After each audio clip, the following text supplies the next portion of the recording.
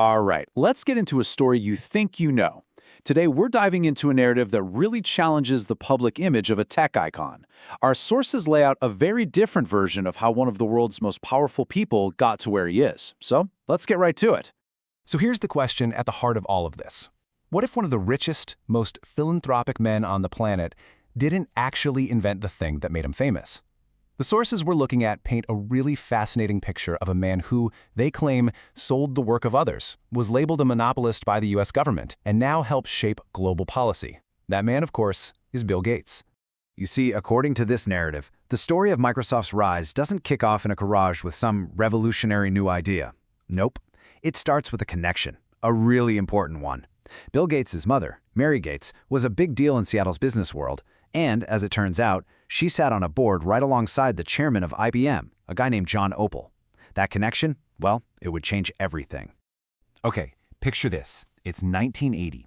The giant IBM is building its first personal computer, and they need an operating system for it. Somehow, a tiny company called Microsoft, which didn't even have an operating system, lands the deal. So what's their next move? They go out and buy an existing system called QDOS, slap a new name on it, MS-DOS, and license it to IBM. But here's the genius move, the real game changer. They stuck a non-exclusive clause in the contract. That little clause meant they could sell that same OS to every other computer maker out there. They basically built their empire on the back of IBM's own hardware. But hang on, there's another layer to this onion. Our sources claim that QDOS, well, it was basically a knockoff of an even earlier operating system called CP/M. That was created by a brilliant programmer named Gary Kildall. And get this, the story goes that IBM went to Kildall first, but the deal just fell through. So Microsoft swoops in.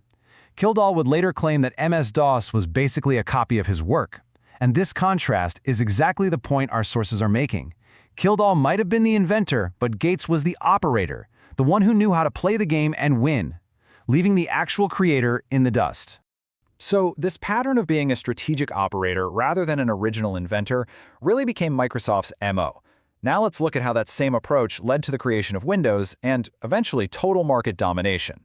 This quote, man, it's a famous one.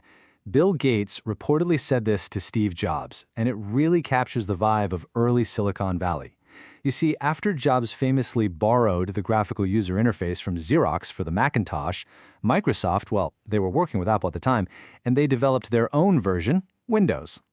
The sources we're looking at say the key difference wasn't the imitation. Everyone was doing it. It was the strategy. Jobs was obsessed with design.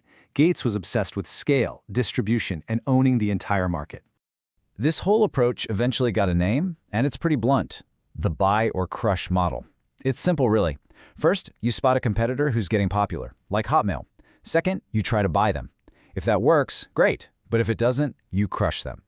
The most famous example, of course, was Netscape Navigator. It was the #1 web browser, a real threat. So what did Microsoft do? They just bundled their own browser, Internet Explorer, for free with every single copy of Windows. How do you compete with free? You can't. It was game over for Netscape. Now, you can't just go around doing that forever without someone noticing. The whole browser wars thing led to a massive antitrust case. And in 1999, the verdict came down. A U.S. court found that Microsoft was, in fact, operating as an illegal monopoly. The judge even recommended breaking the company up. Now, Microsoft managed to wiggle out of being split apart on appeal, but the damage was done. The message was loud and clear. In the eyes of the law, the tech hero had officially become the market villain, and that moment was a huge turning point. So what do you do when your public image is that of a ruthless monopolist? Well, if you're Bill Gates, you begin one of the most incredible personal rebrands we've ever seen. Right around the year 2000, the story starts to change. The corporate bad guy starts to morph into a global savior, all through the Bill and Melinda Gates Foundation. But here's where our sources raise another critical question. Is this new chapter really just about charity? Or is it about something else? Something like influence? They point out that even as Gates gives away billions of dollars, his own personal net worth has actually continued to climb. It makes you wonder about the model, right? To explain this, our sources use a key phrase, influence architecture. It sounds complicated, but the idea is actually pretty simple. The theory goes that these huge donations aren't just gifts, they're strategic investments. By partnering up with governments, nonprofits, and big pharma, the foundation doesn't just solve problems, it gets to shape global policy, steer markets, and build this whole new, kind of subtle form of power. And you see this influence everywhere in global health, from funding vaccines and disease eradication campaigns to working hand in hand with the World Health Organization. Now, supporters look at this and say, great, a billionaire is using his money to do good. But critics, and the sources we're looking at, ask a different question. Why does one single unelected private citizen get to have so much power over the health policies of entire countries? And really, when you get down to it, this story isn't just about Bill Gates. He's more like a case study for a much bigger idea, how we as a society deal with incredible wealth and power. The suggestion here is that maybe we should stop focusing on the one man and start looking at the type of personality that so often climbs to these heights of power.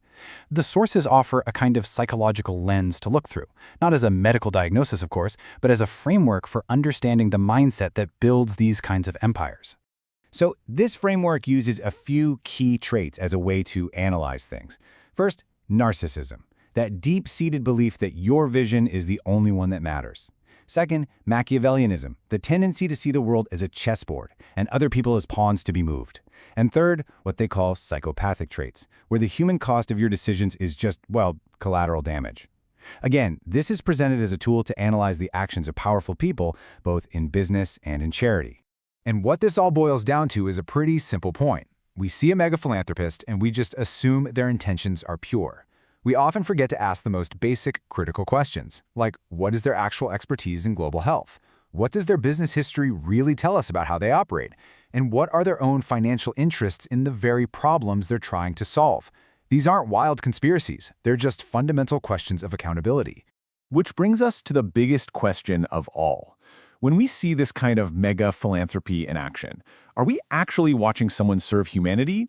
Or are we just watching power evolve into a new, more sophisticated, and way more socially acceptable form? The source leaves us with this final thought, and it's a heavy one. Whether you're a fan of Bill Gates or not, this story is a powerful reminder that just blindly trusting any powerful figure is dangerous.